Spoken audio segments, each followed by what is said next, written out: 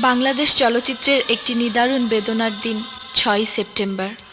এই বেদনাবিধুর দিনে আজকের প্রজন্মের সবচেয়ে জনপ্রিয় নায়ক সালমান শাহ আমাদের ছেড়ে চির বিদায় নিয়ে চলে গেছে।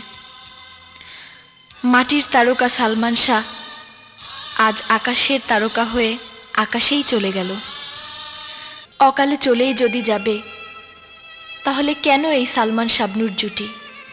ভক্তদের আমি একা কেমন করে বোঝাবো আর কোনোদিন নতুন কোনো ছবিতে সালমান শাবনূরকে দেখা যাবে না? কে বলে সালমান নেই? কে বলে আমাদের প্রিয় নায়ক সালমান নেই? আছে, ওই তো কত ছবির রূপালী পর্দায় আমি আছি, নায়ক সালমান শাহ আছে। কোটি ভক্তের মাঝে নায়ক সালমানের স্মৃতি আমাকেও ক্ষতবিক্ষত করে দেয়। ওর অসমাপ্ত ছবির কাজগুলো আমার কাছে মনে হয় একটি করে বেদনার পাহাড়। কত ছবিতে অভিনয়, ওর সাথে হেসেছি, কেঁদেছি, কিন্তু বাস্তবে যে ওর জন্য আমাদের কাঁদতে হবে ভাবিনি।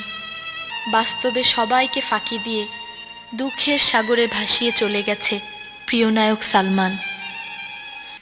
যদি কেউ কোনোদিন জাফলংয়ে, সিলেটের চা বাগানে কিংবা জয়ন্তা পাহাড়ে শুটিংয়ে যায়, নিশ্চয় তোমার কথা মনে পড়বে নায়ক সালমান। সুরমা নদীর পাড়ে হজরত শাহজালালের মাজার প্রাঙ্গণে নায়ক সালমান নেই বিশ্বাস হয় না। এই পৃথিবীর বুকে নতুন কোনো ছবিতে অভিনয় করতে আর আসবে না আমাদের প্রিয় নায়ক সালমান। বাংলাদেশ চলচ্চিত্রের আকাশে এক ধূমকেতুর মতো এসেছিল নায়ক সালমান। আমি শাবনূর, আমার বিশ্বাস নায়ক সালমান শাহ যুগে যুগে চির অমর হয়ে থাকবে তার ভক্তদের হৃদয়ে। সিলেটের পুণ্য মাটির সাথে মিশে আছো আমাদের প্রিয় নায়ক সালমান।